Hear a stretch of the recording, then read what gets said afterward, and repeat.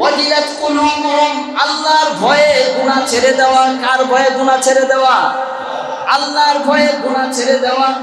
যার অন্তরে আল্লাহর ভয় আছে, যার অন্তরে আল্লাহর ভালোবাসা আছে, সে কখনো গুনাহ করতে পারে না, ঠিক কিনা?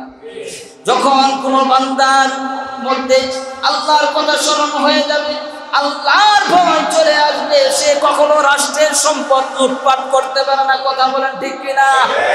যার মধ্যে আল্লাহর ভয় আছে, সে কখনো অন্যের জায়গা অন্যায়ভাবে দখল করতে পারে না, কথা বলেন ঠিক কিনা? যার মধ্যে আল্লাহর ভয় আছে, সে কখনো কি সুদ ঘুষ খাইতে পারে? একটু আওয়াজ দিয়ে বলেন। আমরা যারা সুদ ঘুষ খাই, তাদের অন্তরে কি আল্লাহর ভয় আছে? আর একটু আওয়াজ দিয়ে বলতে হবে, তার মধ্যে কি আল্লাহর ভয় আছে? তার মধ্যে আল্লাহর ভয় নাই। যদি আল্লাহর ভয় তার অন্তরের মধ্যে থাকতো, তাহলে সে সুদ ঘুষ খাইতো না। দেশের সম্পদ হচ্ছে জনগণের আমানত, ঠিক কি? এই দেশের সম্পদ আজকে নেতারা খেয়ে ফেলে। তাদের মধ্যে যদি আল্লাহর ভয় থাকতো, তাহলে দেশের সম্পদ, রাষ্ট্রের সম্পদ, আমানতের খিয়ানত কখনো করতে পারতো না, কথা বলেন ঠিক কিনা? আজকে আমরা আল্লাহর ভয় অন্তরের মধ্যে নাই, যার কারণে আজকে আমরা বিভিন্ন গুনাহে লিপ্ত হয়ে যাই। একটা কথা সবসময় মনে রাখবেন, আল্লাহর ভয় যদি আপনার মধ্যে প্রবেশ করাইতে পারেন, তাহলে আপনি প্রকৃত মুমিনের প্রথম গুণ অর্জন করতে পারবেন। আমার মুসলমান বন্ধুগণ, আল্লাহ রাব্বুল আলামিন এই কথাই বলছেন, তোমরা যদি আমার নাম উচ্চারণ করো, তোমার সামনে যদি আমার আলোচনা করা হয়, যদি তোমার অন্তরের মধ্যে আমার ভয় আমার ভালোবাসা প্রবেশ করে, তাহলেই তুমি বুঝে নিবে প্রকৃত মুমিনের 1 নাম্বার গুণ অর্জন হয়ে গেছে। বলেন সুবহানাল্লাহ। এখন আল্লাহর ভয়টা কোন অবস্থা থেকে হবে? অনেক সময় আমরা অনেক গুনাহে লিপ্ত হয়ে যাই। মনে করেন যে আমি এমন একটি রুমের মধ্যে আছি, সেখানে আমি আর একজন নারী এমন একটা অবস্থা চলতেছে, এখন জিনার কাজে আমি লিপ্ত হব। এমন সময় আল্লাহর ভয় চলে আসছে যে কাল কিয়ামতের কঠিন ময়দানে আল্লাহর কাছে হিসাব দিতে হবে। এই ভয়টা যদি চলে আসে, আর সাথে সাথে সেই গুনাহ থেকে আপনি বিরত হয়ে গেছেন, আপনি মনে করবেন প্রকৃত মুমিনের 1 নাম্বার গুণ অর্জন হয়ে গেছে। বলেন সুবহানাল্লাহ। আপনি ব্যবসা করতেছেন, এখন এই ওজনের মধ্যে একটু কম দিতেছেন, তখন আল্লাহর ভয় চলে আসছে যে না, আল্লাহ তো দেখতেছে, এইভাবে যদি আমি তাকে কম দেই, কিয়ামতের কঠিন ময়দানে আল্লাহর সামনে জবাবদিহি করতে হবে। এই ভয় যখন অন্তরের মধ্যে চলে আসবে, আপনি একজন মুমিন হিসেবে গণ্য হয়ে যাবেন। বলেন সুবহানাল্লাহ। সম্মানিত হাজিরিন, এরকম অনেক ঘটনা আছে পৃথিবীতে ঘটেছে যে আল্লাহর ভয়ে সে গুনাহ থেকে বিরত হয়ে গেছে। এর মধ্যে অন্যতম একটি ঘটনা হযরতে ইউসুফ আলাইহিস সালাতু ওয়াস সালাম। হযরতে ইউসুফ আলাইহিস সালাতু ওয়াস সালাম তিনি হযরতে পয়গম্বর ইয়াকুব আলাইহিস সালাতু ওয়াস সালামের একজন প্রিয় সন্তান ছিলেন। আল্লাহ সুবহানাহু ওয়া তাআলা ইউসুফকে এত সৌন্দর্যমণ্ডিত করে সৃষ্টি করেছিলেন, যার সৌন্দর্য দেখে মিশরের নারীরা পর্যন্ত নিজেদের হাত কেটে ফেলেছে। আল্লাহু আকবার। সম্মানিত হাজিরিন, হযরত ইউসুফ আলাইহিস সালাতু ওয়াস সালামকে তার ভাইরা বিরোধিতা করে তাকে কুয়ায় ফেলে চলে গেলেন। যখন কুয়ায় ফেলে চলে গেলেন, কিছুদিন পরেই এক কাফেলা ইউসুফ আলাইহিস সালাতু ওয়াস সালামকে এই কুয়া থেকে তোলার পর মিশরের বাদশা ছিল আজিজ মিসরি, তার কাছে বিক্রি করে দিলেন। হযরতে ইউসুফের চেহারা এত সুন্দর ছিল, আজিজে মিসরি তাকে পেয়ে খুব খুশি হলেন, খুব আনন্দিত হলেন, তাকে অত্যন্ত ভালোবাসতেন, তাকে খুব বিশ্বাস করতেন, মহাব্বত করতেন। এইভাবে হযরতে ইউসুফ আলাইহিস সালাতু ওয়াস সালাম আজিজে মিসরির কাছে বড় হতে লাগলেন। যখন যুবক বয়সে পরিণত হলো, আমরা অনেকেই জানি আজিজে মিসরির স্ত্রী ছিল জুলাইখা। নাম কি? জুলাইখা। আর এই জুলাইখা হযরতে ইউসুফকে প্রথমবার দেখার পর থেকে তার প্রতি আকৃষ্ট হয়ে গেছে, তার প্রতি বিমোহিত হয়ে গেছে, তার সৌন্দর্যের কাছে যে হার মেনে গেছে। তাকে দেখে সে পাগল হয়ে গেছে। যখন এইভাবে হযরত ইউসুফ আলাইহিস সালাতু ওয়াস সালাম যুবক, এখন টকবকে যুবক, এমন সময় এই জুলেখা সব সময় চেষ্টা করতেন হযরত ইউসুফের সাথে অপকর্ম করার জন্য বারবার হযরত ইউসুফ আলাইহিস সালামকে অপকর্ম করার জন্য আহ্বান করতেন। কিন্তু হযরত ইউসুফ আলাইহিস সালাতু ওয়াস সালাম তার কথার কোনো ভ্রুক্ষেপ করতেন না, সব কথাই প্রত্যাখ্যান করতেন। এইভাবে চলতে চলতে এমনকি এই জুলেখা হযরত ইউসুফকে পাবার জন্য জাদুটোনা পর্যন্ত করেছেন। বলেন নাউজুবিল্লাহ। আমি আপনাদের সামনে যে কথাটা বোঝাতে চাচ্ছিলাম সেই কথাটি হচ্ছে হযরত ইউসুফ আলাইহিস সালাতু ওয়াস সালামকে আল্লাহ তাআলা এত সৌন্দর্য দান করেছিলেন, মিশরের বাদশা আজিজ মিসরির স্ত্রীও তার প্রতি পাগল, তার প্রতি আকৃষ্ট।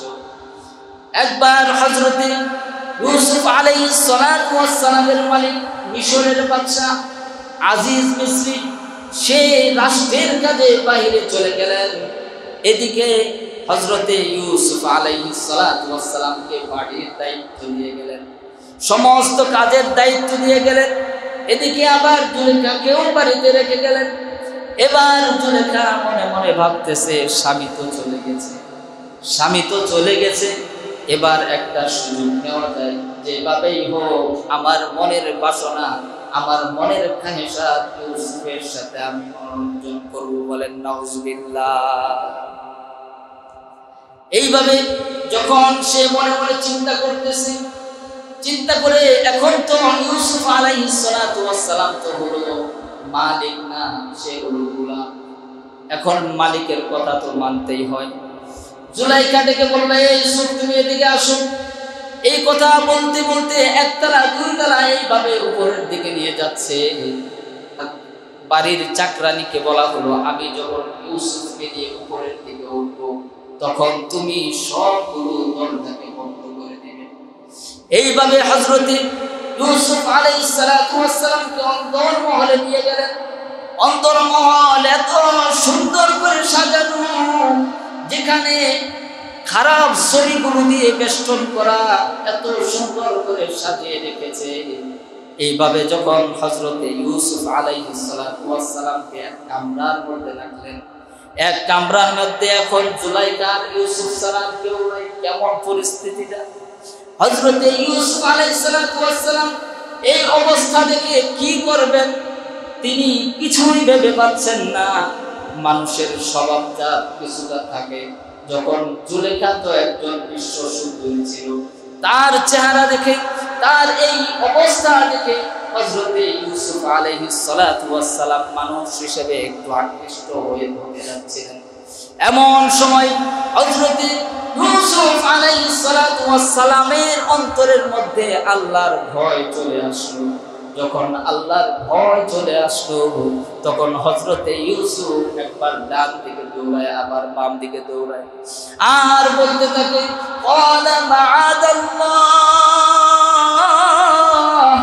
ওগো আল্লাহ আমি তোমার আশ্রয় প্রার্থনা করি, ওগো আল্লাহ আমাকে তুমি বাঁচাও, আমাকে তুমি এই অপকর্ম থেকে বাঁচাও, আমাকে ঈমানি শক্তি দান করো। এইভাবে যখন হযরতে ইউসুফ আলাইহিস সালাতু ওয়াস সালাম আল্লাহর ভয়ে কান্নাকাটি করতেছে, আল্লাহর কাছে সাহায্য চাইতেছে, আল্লাহর কাছে প্রার্থনা করতেছে, সাথে সাথেই আল্লাহ রাব্বুল আলামিন হযরতে জিবরাইল আমিনকে বললেন, তুমি যাও ইউসুফকে তুমি বাঁচাও। বলেন আল্লাহু আকবার। হযরতে জিবরাইল আমিন বলেন, আমি পৃথিবীতে কয়েকবার এত দ্রুত এসেছি, এত দ্রুত বেগে দুনিয়ার মধ্যে এসেছি, এর মধ্যে যখন হযরতে ইউসুফের ঈমান বাঁচানোর জন্য আসা হয়েছে, এই সময়েও আমি এত দ্রুত এসেছি, অন্য কোনো সময় এত দ্রুত দুনিয়াতে আমি আসি নাই। কারণ এমন একটা পজিশন, জুলাইখা সবগুলো পোশাক একটা একটা করে খুলে ফেলতেছে। এবার হযরতে ইউসুফ একেবারে উন্মাদনা অবস্থায় রয়েছে একটা রুমের মধ্যে। কি একটা অবস্থা! এই সময়ে হযরতে ইউসুফ কার কাছে সাহায্য চাইলেন? কার কাছে আশ্রয় প্রার্থনা চাইলেন? এখানে আমাদের একটা হ্যাঁ, বিষয় হচ্ছে এখানে আমাদের একটা বোঝার বিষয় হচ্ছে যে আল্লাহ তাআলা আপনাকে শুধু বাঁচাবে এমনটা নয়, আমাকে সাহায্য বাঁচার জন্য, গুনাহ থেকে মুক্ত হওয়ার জন্য চাইতে হবে কার কাছে? আশ্রয় প্রার্থনা করতে হবে কার কাছে? আল্লাহর কাছে। এই বিষয়টাই কোরআনে কারিমে আল্লাহ তাআলা বলেন, ওয়ারাওয়াদাতুহু আল্লাতী হুয়া ফী বাইতিহা আন নাফসিহি ওয়া গাল্লাকাতিল আবওয়াবা ওয়া ক্বালাত হাইতা লাক।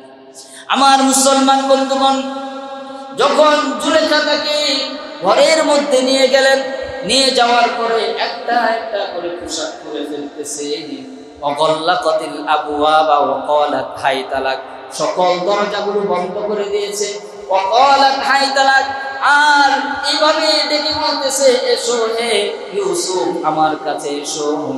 এখন ইউসুফ আলাইহিস সালাতু ওয়াস সালামের কাছে যখন জিবরাইল এলেন, এসে বলতেছে, ইলা নাহিয়াতিল বাব, আপনি দরজার দিকে দৌড়ান, আপনি দরজার দিকে দৌড়ান। ইউসুফ আলাইহিস সালাতু ওয়াস সালাম বললেন, ওগো জিবরাইল, প্রত্যেকটা দরজাই তো বন্ধ। এবার জুলেখা আবার বলতেছে, হাস্য ঠাট্টা করে বলতেছে, এই ইউসুফ, তোমার পালানোর কোনো মাধ্যম নাই, সমস্ত দরজাগুলো বন্ধ করে দিয়েছি, ওয়া গাল্লাকাতিল আবওয়াবা ওয়া ক্বালাত হাইতা লাক, সকল দরজাগুলো বন্ধ, তোমার পালানোর কোনো মাধ্যম নাই। এবার জিবরাইল আমিনকে আবার জিজ্ঞাসা করতেছে, সকল দরজাগুলো বন্ধ, আমি কিভাবে বের হব? তখন জিবরাইল আমিন বললেন, আমি তো জানি না, আল্লাহ তাআলা তো আমাকে এই মেসেজটাই দিয়েছে, তুমি দরজার দিকে দৌড়াও, তুমি দরজার দিকে দৌড়াও। যখন হযরত ইউসুফ আলাইহিস সালাতু ওয়াস সালাম দরজার দিকে দৌড়াচ্ছেন, একক দরজার দিকে দৌড়ায়, আর প্রত্যেকটা দরজা একটা একটা করে খুলে গেছে। বলেন সুবহানাল্লাহ। সম্মানিত হাজিরিন, আমরা যদি গুনাহের কাজে লিপ্ত হই, আমরা যদি আল্লাহর কাছে আশ্রয় প্রার্থনা করি, আমাদেরকে বাঁচাতে পারবে কে? আমাদেরকে বাঁচানোর মালিক হলো আল্লাহ। আমি যেই কথাটি বলতেছিলাম, ওয়াজিলাত কুলুবুহুম, যখন আল্লাহর কথা স্মরণ হয়, যখন আল্লাহর ভয় অন্তরে চলে আসে, আপনি যদি আল্লাহর ভয় অন্তরের মধ্যে রাখতে পারেন, অবশ্যই অবশ্যই আল্লাহ আপনাকে সকল গুনাহ থেকে মুক্ত করে দিবে। 2 নাম্বার ওয়াজিলাত কুলুবুহুম ব্যাখ্যা হচ্ছে, যখন আল্লাহর নাম উচ্চারণ করা হয়, যখন আল্লাহর নাম স্মরণ হয়, আল্লাহর মহব্বত বান্দার অন্তরে পাগল করা হয়ে যাবে। আল্লাহু আকবার বলেন।